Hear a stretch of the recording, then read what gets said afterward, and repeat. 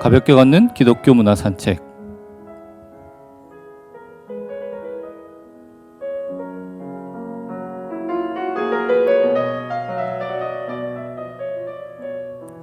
오늘도 저 제임스 송과 함께 기독교 문화를 하나씩 살펴보는 시간 갖도록 하겠습니다.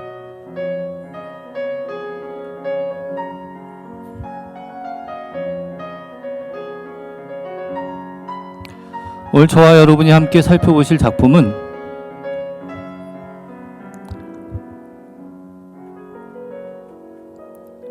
카라바조의 마태 3연작입니다. 각각 마태의 소명, 마태와 천사, 그리고 마태의 순교로 이루어져 있습니다. 이 작품은 이탈리아 로마의 산 루이지 데이 프란체시 교회 안에 콘타렐리 예배당 안에 그려져 있습니다. 산 루이지 델 프란체시 성당은 판테온 바로 옆쪽에 위치하고 있습니다. 이 그림을 그린 작가 카라바조의 원래 이름은 이렇습니다. 미켈란젤로 메리시 다 카라바조. 원래 그의 이름은 미켈란젤로이지만 그가 태어난 작은 마을의 이름 카라바조로 불리는 것이 더 그에게 유명합니다. 카라바조의 그림은 늘 스캔들을 일으켰고 그의 삶도 이에 못지 않았습니다. 흔히 카라바조라 불리는 미켈란젤로 메리시는 불안당이었죠. 사실 재판정을 들락거렸던 천재 예술가는 이전에도 많이 있었습니다. 카라바조도 이와 같이 여러 번 체포되었고 구금되었습니다. 밑그림도 그리지 않고 망설임 없이 캔버스에 인물을 창조한 이 천재 화가는 지하 감옥을 전전했습니다. 그는 마지막으로 갇혔던 몰타섬의 감옥에서 죽음을 무릅쓰고 탈출했지만 결국 로마 남쪽의 한 해변에서 암살당하여 죽었습니다. 채 40살도 되지 않은 나이였습니다. 카라바조는 미술사를 통틀어 가장 신비롭고 혁신적인 화가였습니다. 그는 미켈란젤로가 죽은 지 34년이 지난 로마에서 처음으로 선배들의 화풍인 마니에리스모의 격렬히 맞선 화가였습니다. 마니에리스모는 르네상스 미술의 방식이나 형식, 특별히 미켈란젤로의 화풍을 계승하되 자신만의 독특한 양식, 매너에 따라 예술작품을 구현한 예술 사조입니다. 이 마니에리스모를 영어로는 매너리즘이라고 하죠.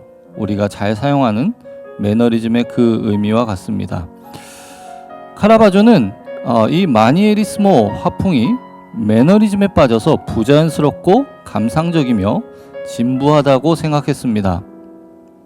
그래서 그에 맞서서 그가 새롭게 개발한 그림의 화풍이 바로 테네브리즘입니다.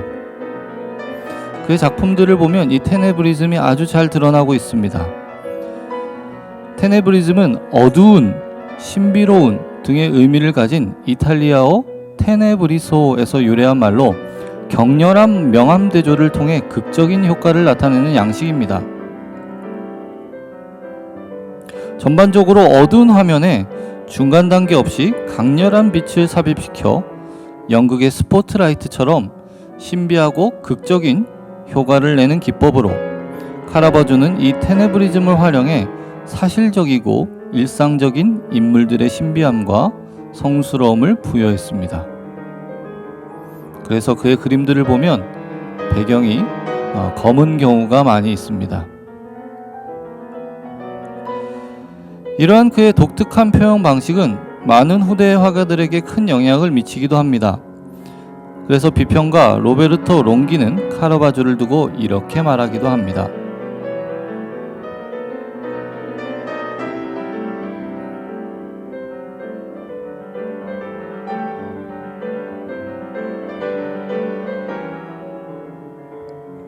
카라바조의 몇몇 작품들을 한번 감상해 보도록 하겠습니다.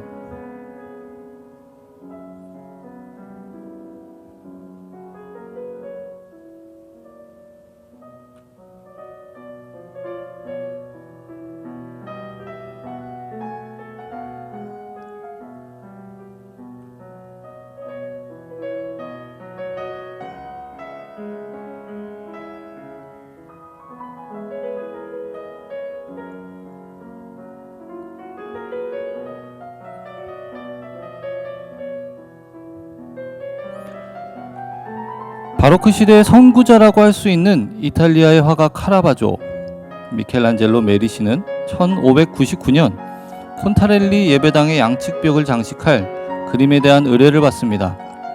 한쪽 벽에는 예수님이 세리인 마태를 제자로 부르시는 장면인 마태의 소명이, 반대쪽 벽에는 마태가 에디오피아 지방에서 선교 활동을 펼치다가 순교하게 되는 장면인 마태의 순교가 그려져 있습니다.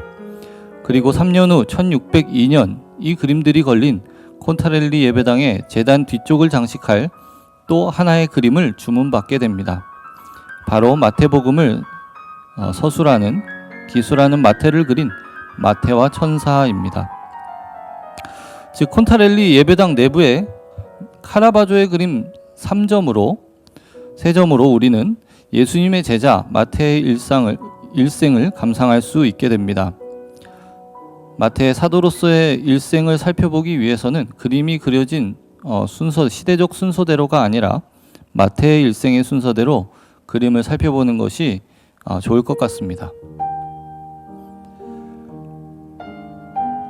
가장 먼저 예수님께서 세리인 마태를 부르시는 장면을 그린 마태의 소명입니다.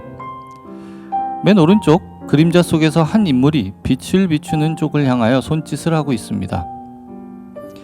예수님이 마태에게 나를 따라오라 라고 명하시는 마태복음 9장 9절의 장면이라고 추측할 수 있을 것입니다. 예수님 바로 옆에서 뒷모습만 보이는 사람은 제자 중에 한 명, 대개는 예수님을 가장 곁에서 모셨던 베드로라고 보는 것이 학계의 정설입니다. 그리고 빛이 비추는 탁자와 그 탁자를 둘러싸고 서 있거나 앉아 있는 인물들의 무리가 보입니다. 이 중 누군가가 마태라면 아마 다른 사람들은 세금을 내려온 사람들이거나 그와 관련된 업무를 하는 사람들일 것입니다. 그렇다면 마태는 누구일까요? 사실 이 그림에서 마태가 누구인지 대해서는 아직도 확실하게 검증되지 않았습니다. 그러나 많은 사람들이 아마 자기 자신을 가르치는 듯한 이 손 모양을 하고 있는 수염이 난 사람이나 혹은 예수님은 쳐다보지도 않고 동전을 세고 있는 이 젊은이 둘 중에 하나가 마태라고 추측을 할 뿐입니다. 그러나 여러 부분에서 동전을 세고 있는 업무를 하고 있으며 그림에서 가장 중심이 되는 두 인물인 예수님과 마태 서로를 대척점에 두는 것이 작품의 표현 양식에 있어서 맞기 때문에 예수님의 맞은편에 앉아 고개를 숙이고 동전을 세고 있는 이 인물이 마태라고 주장하는 의견이 더욱 우세합니다. 카라바조는 이 작품을 통해 예수님을 만나기 직전 세리로서의 업무에 충실한 마태의 모습을 보여준과 동시에 빛이 그를 비추며 예수님의 제자로서 새로운 인생을 살아가게 될 그의 모습을 묘사하고 있습니다. 인물들뿐 아니라 이 작품에서 가장 중요한 요소로서 작용하고 있는 것은 빛입니다. 카라바조의 수많은 작품들 가운데서도 이 작품 속의 빛은 조금 더 특별합니다. 단지 주제를 강조하기 위한 빛이 아니라 이는 마태를 세리에서 사도로서 변화시키기 위한 성스러운 빛으로서 표현되고 있기 때문입니다. 예수님의 손 동작과 맞물려 마태에게 그 빛이 비추는 순간 이 빛은 평범한 빛에서 기적의 빛으로서 그림 속에서 마태를 비추게 되는 것입니다.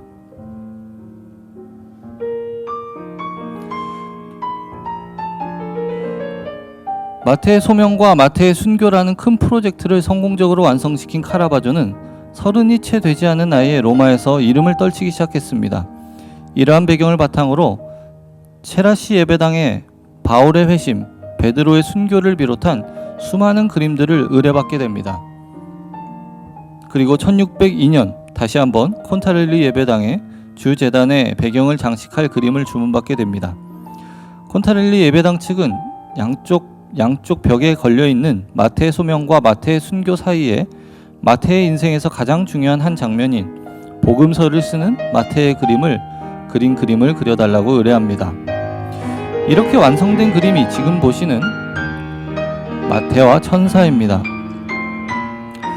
그런데 이 그림은 제2차 세계대전 말기 베를린 폭격으로 유실된 상태로 현재까지 그 행방이 모호하며 흑백 사진으로만 남아 있습니다. 그런데 화면에 보이시는 작품은 컬러이죠. 현대의 기술로 다시 색상을 예상하여 채색한 것입니다.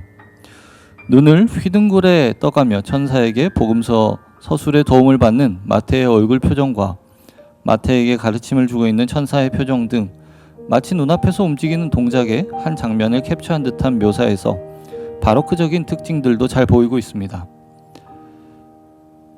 그런데 사실 이 작품은 의뢰인들로부터 작품의 인수를 거부당합니다.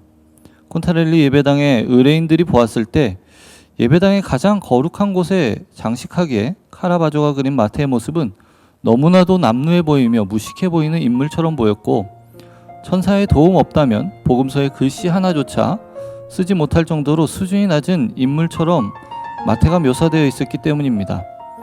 게다가 발바닥과 다리가 그대로 다 드러나 보일 정도로 초라한 옷차림의 인물을 성인 마태로서 예배당에 둘 수는 없었기에 예배당 측은 이 작품의 수용을 거부한 뒤 카라바조에게 다시 한번 작품을 그려오라고 명령합니다.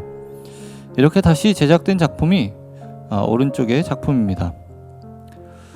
마태는 더 이상 초라한 행색의 인물이 아닌 천사에게 받은 영감을 살려 복음서를 쓰고 있는 성스러운 인물로서 그려져 있습니다.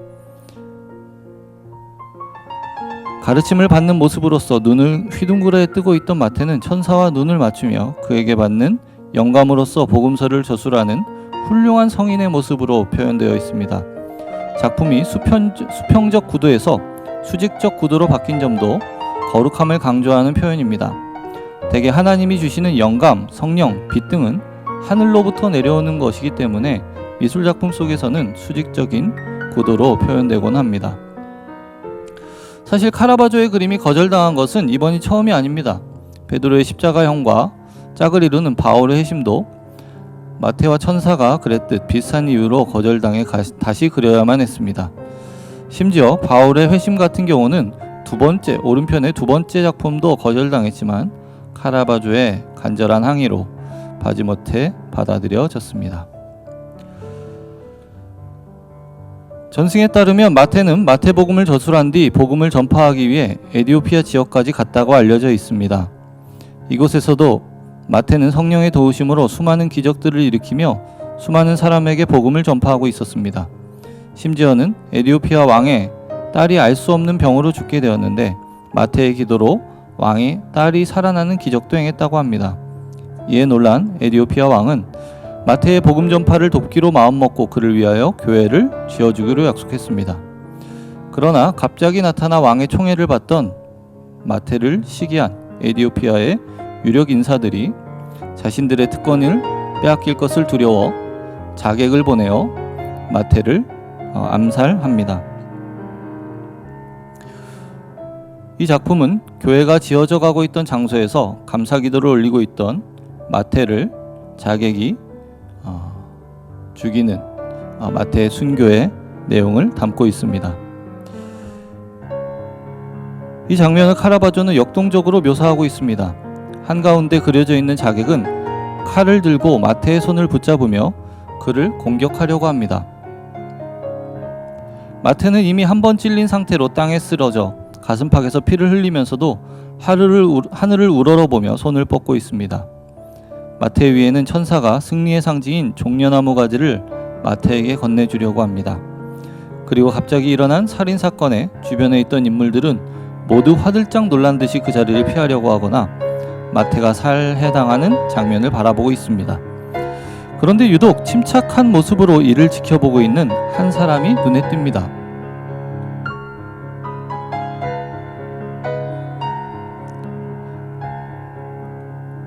이 인물은 바로 화가 자신 카라바조입니다. 이 그림 역시 전체적으로 어두운 가운데 마태가 순교하는 한가운데의 장면을 중심으로 빛이 비추어지는 테네브리즘 기법을 사용하고 있으며 인물들의 동적인 모습에서 역시나 바로크적인 특징이 보입니다. 특히 순교의 장면을 과장하거나 이상적으로 묘사하는 매너리즘 시기의 작품들과는 달리 눈앞에서 순교의 장면이 일어나는 듯한 생동감이 넘치는 묘사로서 관객들에게 마태의 순교 장면을 생생하게 전달하고 있습니다. 이렇게 카라바조의 마태 사면작에서 드러나는 프로그램의 구성은 한 사람이 하나님께 부름을 받고 사용되고 그리고 순교로서 하나님 나라의 영광을 드높이는 구성을 담고 있습니다.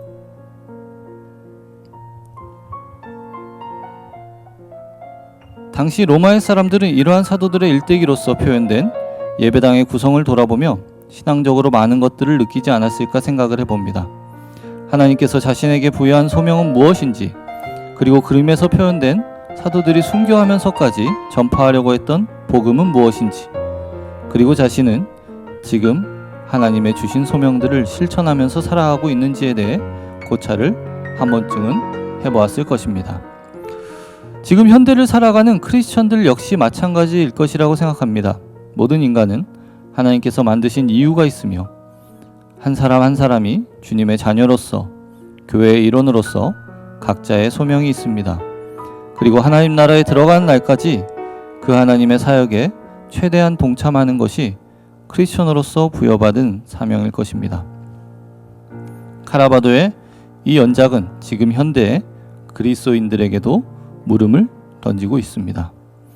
지금 당신은 하나님께 무슨 소명을 받았습니까? 그리고 당신은 하나님의 사역을 얼마나 잘 감당하고 있습니까? 당신은 하나님의 나라에 들어갈 때까지 그 사명을 감당하고 승리하는 삶을 살 준비가 되어 있습니까? 기억하십시오. 하나님의 은사와 부르심에는 후회하심이 없습니다. 하나님은 지금도 일하고 계십니다. 우리 각자의 부르심과 그 부르심을 이루시기 위해 주신 은사들을 잘 사용하여 주신 소명을 잘 감당하는 우리 모두가 될 수 있기를 바랍니다. 오늘 저희가 준비한 내용은 여기까지입니다. 가볍게 걷는 기독교 문화 산책, 다음 주에 다시 찾아뵙도록 하겠습니다. 아울러 지금까지 수요일엔 방송으로 사겨요 수방사를 함께 시청해 주신 여러분께 감사드립니다. 다음 주에 더욱더 알찬 내용으로 찾아오도록 하겠습니다. 감사합니다.